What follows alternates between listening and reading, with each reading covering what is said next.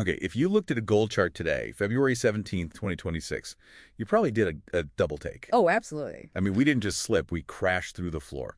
Gold is down over 2%. And smashed right through that psychological $5,000 barrier. We're sitting around, what, 48.83 right now? Yeah. It is ugly out there. It's a brutal move, and if you're holding gold, it feels personal. But for this deep dive, we need to put the emotion aside. Right. We have a strategic market report, a stack of updates that explain exactly why the bottom fell out. And, more importantly, how to trade the aftershocks tomorrow. Right. The why is fascinating today because it's not just one thing. It really does look like a perfect storm. It is. 3 different pressures hitting at the exact same moment. We've got Geneva, a holiday in Asia, and a resurgent U.S. dollar. Exactly. Yeah. Let's start with the big one, Geneva. We're calling this the peace trade pivot. For months, you have to remember, gold has been trading at a premium because investors were terrified of escalation between the U.S. and Iran.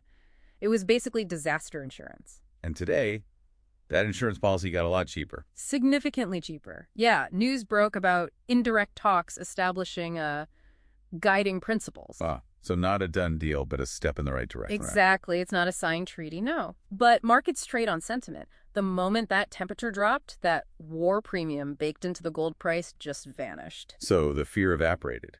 But, that explains the sell-off. It doesn't quite explain the speed of the drop. Right. That's where this whole Asian holiday factor comes in, isn't it? This is the mechanics part that a lot of traders can miss. It's the Lunar New Year. So major hubs, Shanghai, Hong Kong, Singapore, they're basically closed. The Shanghai Gold Exchange is offline. It's offline, which matters because they are usually let's call it the marginal buyer. They're the ones who step in when prices dip. They buy the discount, they stabilize the price. Today, they were on vacation.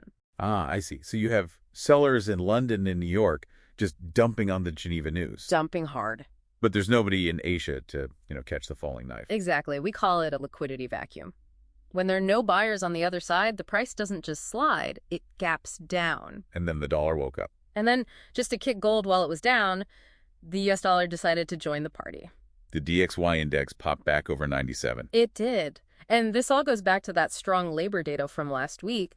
The market is suddenly realizing the Fed might not cut rates as aggressively as everyone hoped. And a stronger dollar means weaker gold. It's the classic inverse relationship. It makes gold more expensive for foreign buyers, so they sell. So a triple whammy. Mm-hmm. Geopolitics, market mechanics, and macro.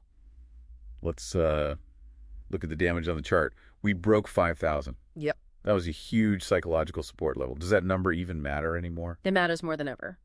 But now it's the enemy. In technical analysis, broken support becomes new resistance. So 5,000 is now the ceiling. A formidable ceiling. The report suggests any rally back up to there is likely a selling opportunity. Okay, so if that's the ceiling, where's the new floor? We're kind of dangling around 48.83. The immediate support is today's low, right around 48.58. But if we lose that, the report points to a kind of magnet at 4,800. Why 4,800 specifically? Options. There is a massive amount of open interest, basically all these bets traders have placed, just sitting at that strike price. And markets tend to gravitate towards those big numbers. They have a funny habit of doing that, yeah. Especially when sentiment turns this bearish. Which brings us to tomorrow, February 18th. We have the FOMC meeting minutes dropping at 2:00 Eastern. That feels like the spark that could ignite the next big move. It is absolutely the catalyst. The report outlines 2 basic scenarios. Scenario A is the bearish continuation. And that's the high probability one. That's the high probability outcome, yes. This assumes the minutes confirm the Fed is thinking higher for longer on rates. So the tone is hawkish. Expect the dollar to rip higher and gold to target that 4,800 magnet. The strategy here is to sell into any strength. If gold pops to, say, 49.30 or 49.50 before the news, you fade it. And your stop loss. Tight. Around 49.85, you really don't want to get caught if it somehow reclaims that 5,000 handle. So is there any bullish case here? Or is this peace trade just too heavy for gold to lift? Well, there's always a scenario B. Let's call it the dovish relief rally. Right. If the Fed minutes show they're actually worried about economic growth slowing down, you could get a surprise rally. If we get a sustained close back above 50.10, the bearish thesis is pretty much broken. So you'd flip long there And target. You'd target 51.05, but you have to remember. The Asian markets are still out. Exactly. It's going to be choppy. That liquidity vacuum is still there. The advice in the report is pretty clear. If you aren't hedging, maybe sit on your hands during that 2 p.m. release. Don't be a hero in a thin market. Do not be a hero. Solid advice.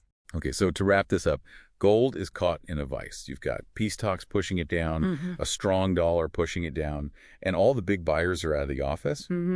The path of least resistance really does look like $4,800. That's the reality. But I want to leave you with a final thought just on the irony of markets. Okay. We usually think of peace as, universally good. But today, a breakthrough in Geneva, which is arguably great news for humanity, is the exact reason your portfolio took a hit. It is a strange paradox, isn't it? It really is. It exposes that gold is, at its core, an asset class built on fear. And when the world gets a little bit safer, your insurance policy is worth less. It makes you wonder, if this geopolitical risk premium disappears entirely in 2026, what other safe haven assets in your portfolio might suddenly look very, very expensive? Something to chew on. Definitely something to chew on while you watch the charts tomorrow.